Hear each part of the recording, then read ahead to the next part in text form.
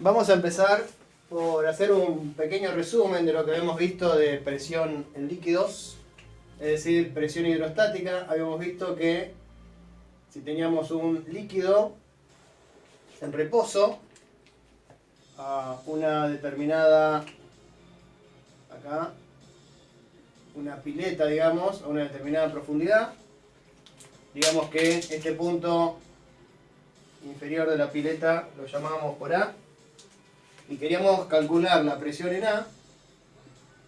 Esa presión en A era la presión que había encima del líquido, que por lo general vamos a considerar que es una atmósfera porque nuestros experimentos los hacemos en la superficie terrestre, entonces esto es una atmósfera, o sea 101.300 pascales, más la presión que ejerza ese líquido. Digamos que esta profundidad la llamamos H. Entonces tenemos 101.300 pascales, es decir, una atmósfera, más 9,8 metros sobre segundos al cuadrado, que es la aceleración de la gravedad, por H, por la densidad del líquido. Por la densidad del líquido, ¿no? Ok, eso lo habíamos usado y habíamos dicho que esto se calculaba así. Si la profundidad es mayor, la presión va a ser mayor, y si la densidad del líquido es mayor, la presión también va a ser mayor. En la parte de arriba teníamos la atmósfera, entonces por eso lo agregábamos.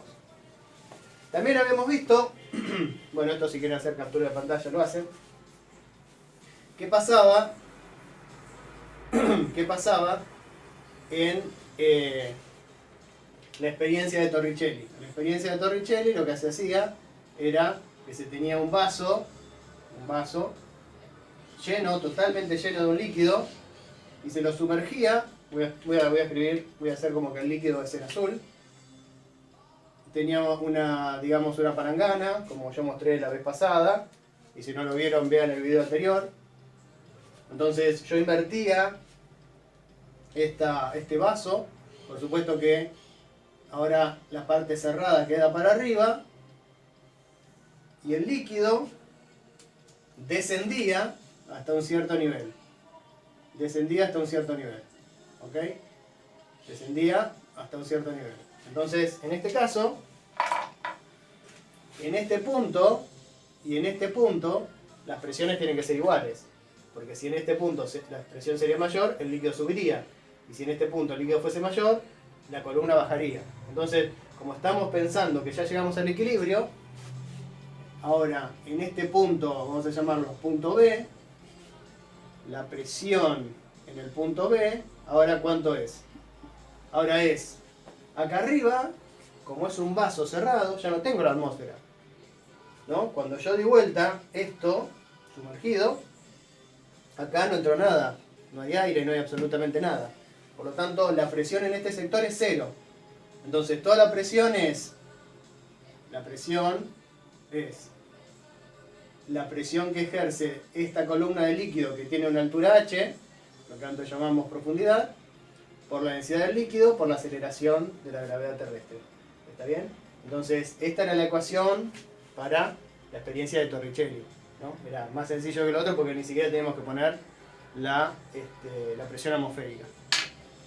Y ahora lo que vamos a ver, una cosita un poco emparentada con todo esto de líquidos en reposo, y es lo que se llama vasos comunicantes. Por ejemplo, un recipiente que tiene el mismo fondo, pero distintas entradas. Por ejemplo, este sería un recipiente raro, ¿no? Que tiene el mismo fondo, pero tres bocas, ¿no? Entonces, lo que uno ve es que cuando echa líquido a cualquiera de estas tres bocas, el nivel con que va aumentando el llenado de esto siempre tiene la misma línea horizontal, ¿no? Esto no es que se llena primero se llena todo este y después se llena el otro, ¿no? Y aún si yo esto lo torciera, el nivel siempre quedaría igual. Por ejemplo, ¿cómo hacer un vaso comunicante de 2 entradas? Sería fácil. Recién yo tenía una manguerita transparente, pero ahora no la encuentro. Acá está.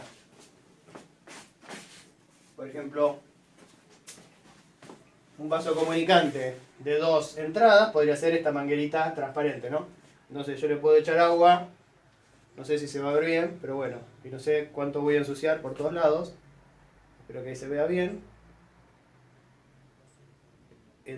Hago entrar agua por uno de los lados y el nivel, a ver si se ve bien ahí, el nivel es el mismo, probablemente se vea, ¿no? Yo, por más que mueva, el nivel siempre es el mismo, ¿no es cierto? Lo que podría hacer es una línea horizontal, más o menos horizontal, ¿no? Y ver que el nivel siempre es el mismo. Si yo, por más que lo mueva esto, siempre estoy en el mismo nivel, ¿no? Por más que lo mueva así, por más que lo deforme, el líquido siempre está horizontalmente. La verdad que no sé si esto se va a ver bien en cámara, pero espero que sí, ¿no? Entonces, en los vasos comunicantes, ¿no? Ven que siempre está horizontal esto. No importa, espero que se vea. No importa que yo suba mucho esto o que yo baje mucho esto, la línea siempre se permanece horizontal. Ahora no sé qué voy a hacer con el agua. Ya sé, ahí va. Y ahí la vacié. Este método de las mangueras transparentes es el que usan los albañiles para trazar líneas horizontales, ¿no? Uno está en una punta, el otro está, no sé, a algunos metros, entonces están seguros que está a la misma altura, entonces pueden, lo que en albañilería se dice, tomar el nivel. ¿Está bien? Entonces, hagamos el dibujito de este vaso comunicante que yo recién tenía con la manguerita. Entonces, esto era un vaso comunicante de 2 entradas, ¿no? Vieron que yo podía entrar por un lado, o yo podía entrar por el otro. ¿Está bien? Entonces, siempre iba a estar a la misma altura. Esta altura iba a ser la misma que esta. Entonces, todo esto era así. Entonces, lo que yo sabía era que cualquier línea horizontal que yo marcara, cualquier línea horizontal imaginaria, dentro del líquido, siempre que cruce al mismo líquido, iba a tener la misma presión, ¿no? Porque si esta altura es igual a esta altura, entonces la presión en este punto va a ser igual a la presión en este punto. ¿Está bien? La presión en este punto va a ser igual a la presión en este punto. Si yo trazo otra línea imaginaria, yo sé que, horizontal, ¿no? Horizontal. Yo sé que la presión en este punto va a ser igual a la presión en este punto. Perfecto. La verdad, no tiene mucho misterio los vasos comunicantes, pero pensemos qué pasaría si yo en este sistema de vasos comunicantes, ¿qué pasa si yo, ahora, supongamos que tenía agua, ¿no? Tenía agua, estaba muy tranquilo el nivel. Fíjense que no importa que este fuese más grueso y este más finito, ¿no? Porque no pasa nada. Pero lo que hago es, de uno de las bocas, tiro aceite. Aceite, ponerle, no sé, de oliva. Así que es verde. ¿Está bien? Entonces, ¿qué va a pasar? El aceite va a quedar flotando sobre el agua y ahora se va a producir un desnivel. ¿Está bien? Entonces, ahora, ¿qué va a pasar? ¿Cómo podría, supongamos que yo sé que esto es agua. Lo azul es agua. Este azul no funciona más. A ver si tengo otro marcador azul. La densidad del agua, lo dijimos 70 veces ya, es 1 gramo sobre centímetro cúbico. ¿Está bien? Entonces, yo lo que había dicho era que siempre que estoy en el mismo líquido, en este sistema, si yo hago una línea así, por ejemplo una línea así, cualquier punto acá, acá, acá, acá o acá, tiene la misma presión. Cualquier punto acá, acá, acá, acá o acá, tiene la misma presión. Pero hay una línea a partir de la cual yo ya no corto un único líquido, ¿no? Porque esto valía que tenía la misma presión si yo dije que pasaba la línea por un único líquido. Pero a partir de este punto, es el único punto en el que estoy en el mismo líquido. Porque si subo un poquito, acá voy a tener aceite y acá voy a tener agua. Entonces, en este punto de acá es el único punto en donde me puedo asegurar que la presión en A es igual a la presión en B. ¿Cuál es esa línea? Esa línea horizontal es la que pasa en la frontera entre el aceite y el agua. ¿Está bien? Entonces supongamos que yo sé que esto era 4 centímetros. ¿Está bien? Y me dicen que calcule cuánto es esta altura h. ¿Cómo puedo hacer para calcular la altura h? ¿Está bien? Perdón, no. Supongamos que yo sé que la densidad del aceite, necesito la densidad del aceite. La densidad del aceite tiene que ser menor que la del agua porque está flotando, ¿no? Entonces vamos a suponer que es, no sé, 0,6. 0,6 gramos sobre centímetro cúbico. ¿Sí? Entonces me dicen, la densidad del agua es 1 gramo sobre centímetro cúbico. La densidad de este aceite, no sé qué aceite será, algún aceite, es 0,6 gramos sobre centímetro cúbico. Y me dicen, ¿cómo calculás esta altura h? ¿Está bien? Entonces, es fácil eso porque yo digo, la presión en el punto A es igual a la presión en el punto B. ¿No es cierto? Y yo sé cómo se calcula la presión en el punto A. Este tubo está abierto y este tubo está abierto. O sea que la presión en el punto A es igual a ¿qué? Lo que venimos calculando, ¿no? Esto es como si fuese, a fines prácticos, como si fuese una pileta a cierta profundidad. O sea, una atmósfera más 9,8 metros sobre segundos al cuadrado por la profundidad por la densidad del aceite, 0,6 gramos sobre centímetro cúbico. Esa es la presión en A. La atmósfera que tengo acá, más la aceleración de la gravedad por la profundidad, por la densidad del líquido, que en este caso es el aceite. ¿Y este pedacito de acá cómo es? Bueno, la presión en B es también una atmósfera, porque esto está al aire, más 9,8 metros sobre segundos al cuadrado por... Ahora yo sé la profundidad no es una incógnita, la profundidad es 4 centímetros. Por la densidad del agua, que en este caso es 1 gramo sobre centímetro cúbico. Entonces, para resolver, para encontrar cuánto es el valor de H, lo que yo tengo que saber es que la presión en A es igual a la presión en B. ¿Está bien? Antes de, uno dice, esto tengo en centímetros, lo quiero calcular. Fíjense que cuando yo iguale esto con esto, se va a simplificar casi todo. O sea que no hay que tomarse el trabajo de convertir ninguna unidad. Fijémonos. Presión en A era una atmósfera más 9,8 metros sobre segundos al cuadrado por H por 0,6 gramos sobre centímetro cúbico. Voy a poner acá, espero que entre ahí. Y la presión en B era una atmósfera más 9... pero acá me quedó todo muy apretado, así que lo voy a escribir otra vez. Vamos a escribir así. La presión en A es una atmósfera más 9,8 metros sobre segundos al cuadrado por H es una incógnita, ¿no? Por 0,6 gramo sobre centímetro cúbico. Esto es la presión en A.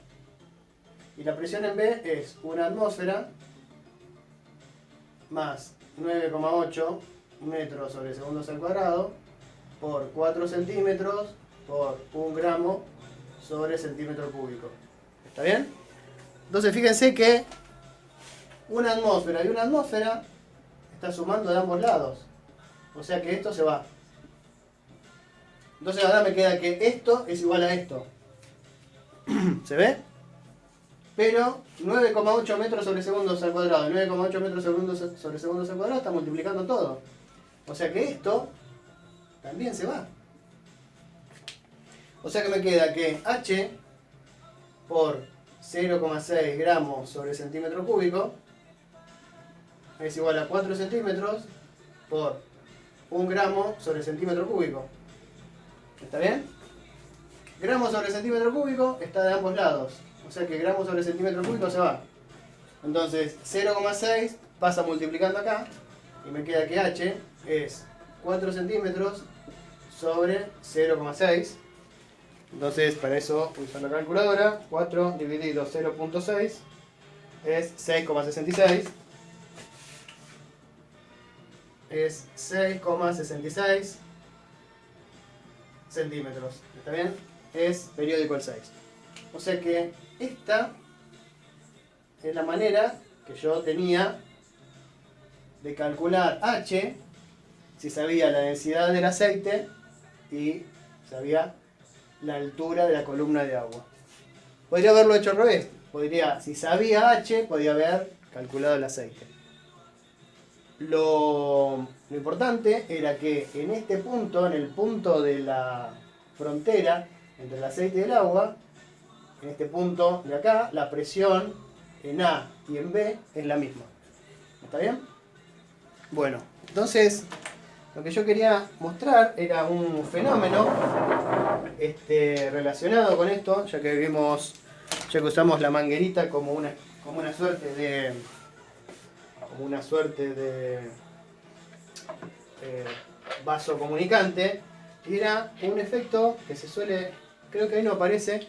Como no tengo camarógrafo, tengo que hacer... Ya tengo el cambio de cámara, y no solo tengo el cambio de cámara, sino que también tengo una botella llena de agua, ¿no?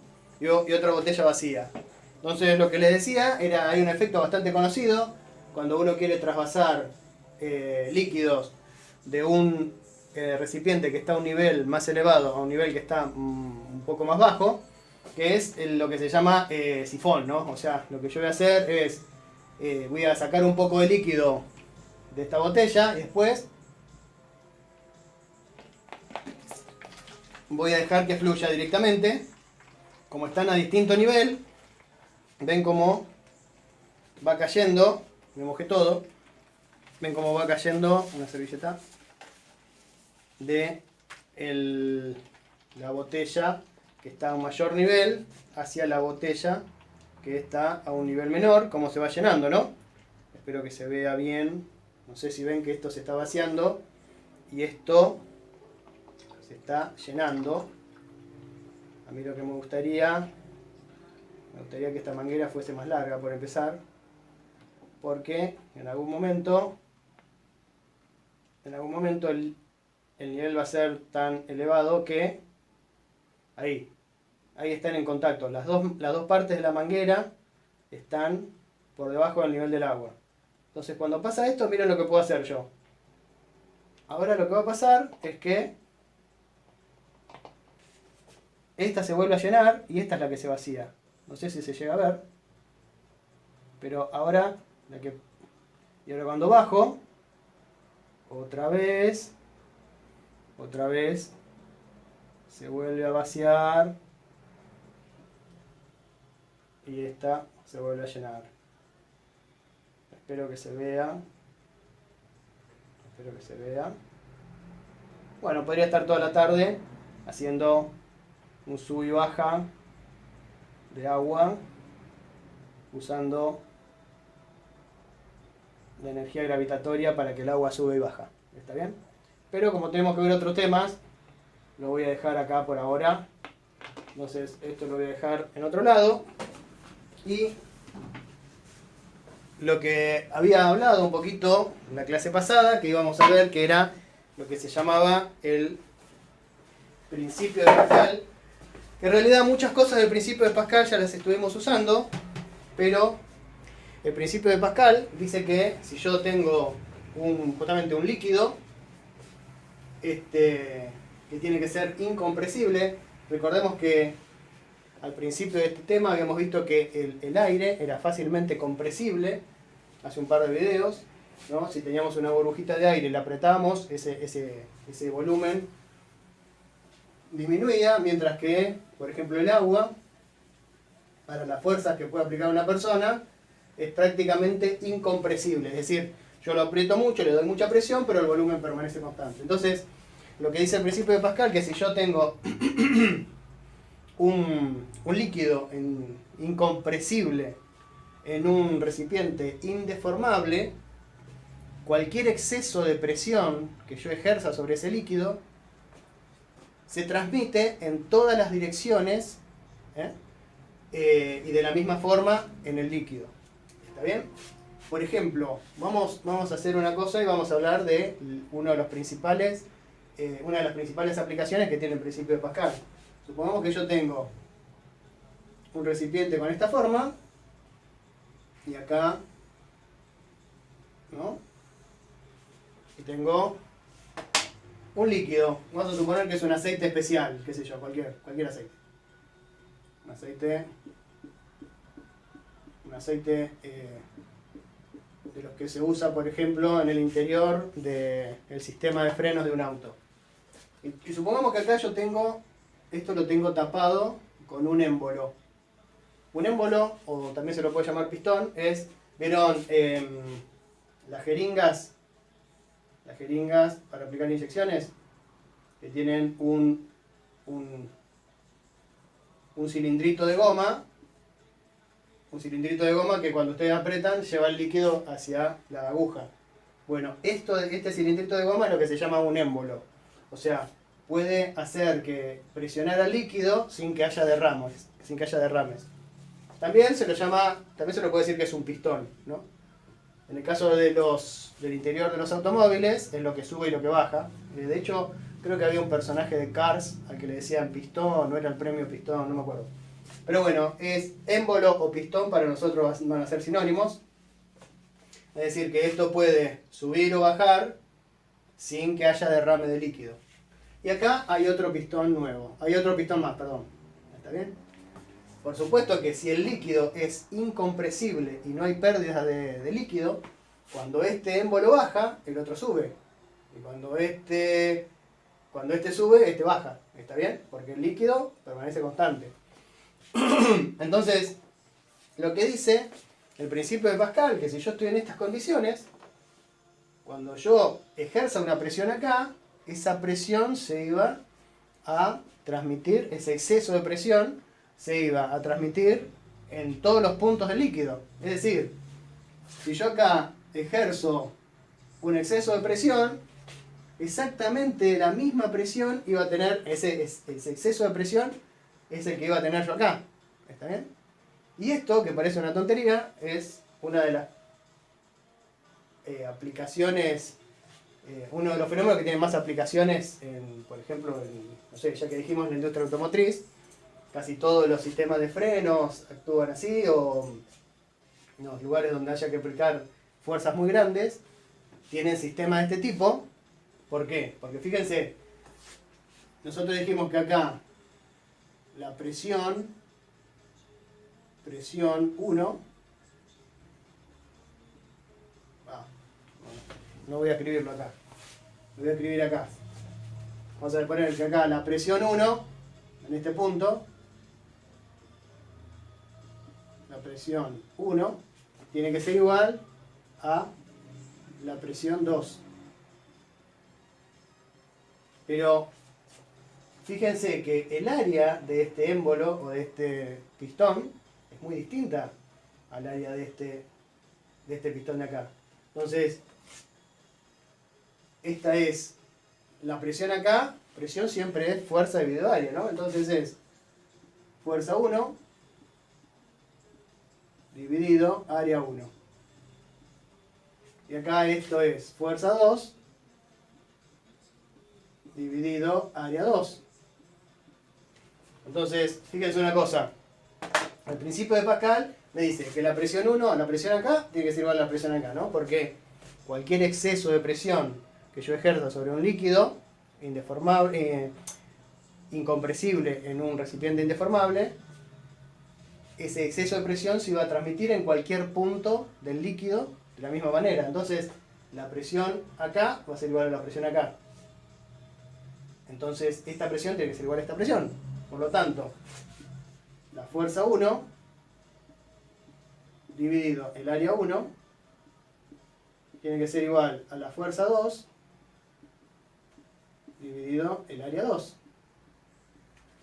¿Está bien? Entonces, esto lo estoy escribiendo torcido por lo que veo. No sé por qué, pero me parece que me voy para acá. ¿Está bien? Entonces, esto es una manera de multiplicar fuerzas. ¿Está bien? Supongamos que yo tengo acá un émbolo, ¿no? Un pistón de 10 centímetros cuadrados.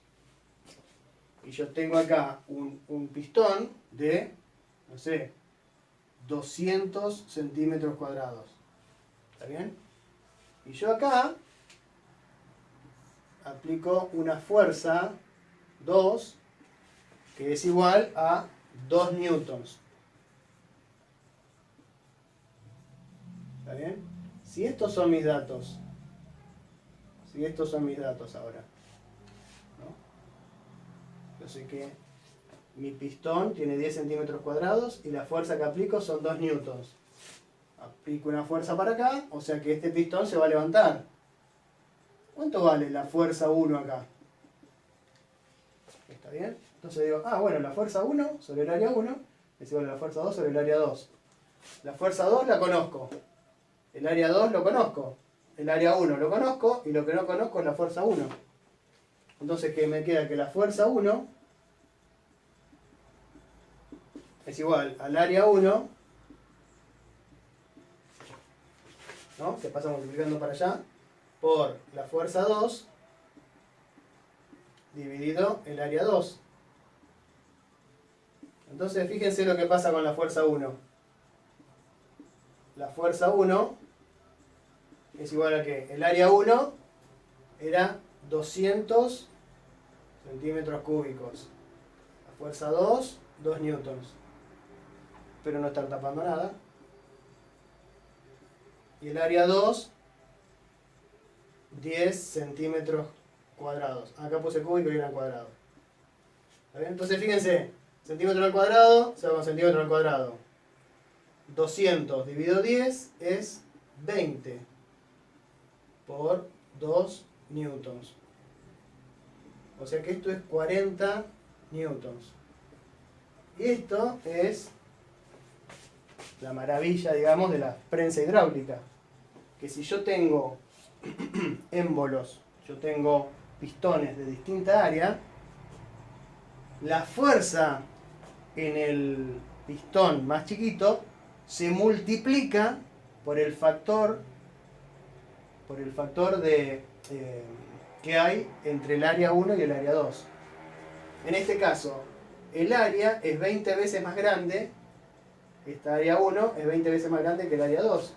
Por lo tanto, la fuerza acá va a ser 20 veces mayor que la fuerza 2. ¿Está bien? Entonces, eso ya desde la revolución industrial, ¿no? Con la revolución de las máquinas de vapor, se empezó a usar esto, ¿no? Porque querían usar fuerza, por ejemplo, para compactar cosas o para levantar cosas muy pesadas o para lo que sea.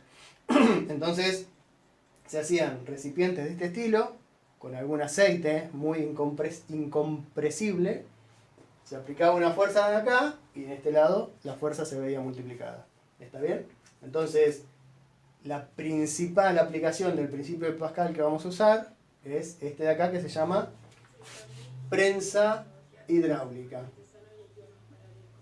Prensa hidráulica. hidráulica, prensa hidráulica. ¿Está bien? Y esta es la relación de toda prensa hidráulica. Fuerza 1 sobre área 1 es igual, fuerza 1 sobre área 1 es igual a fuerza 2 sobre área 2. La principal aplicación del principio de Pascal que vamos a ver. Entonces ya te habíamos calculado la presión en una pileta a determinada profundidad. Habíamos visto qué pasaba con el principio, con la experiencia de Bernoulli, con la experiencia de Torricelli. Después hoy vimos vasos comunicantes y qué pasa con esos vasos comunicantes cuando tengo dos líquidos distintos. Y por último, esto que es prensa hidráulica. Y por supuesto que cambios de unidades, ¿no? Que pasa de PSI a atmósferas, de atmósferas a pascales, de pascales a bares, etc. Pero con eso ya estamos terminando lo que habíamos visto de presión hidrostática. Bueno, la próxima seguimos.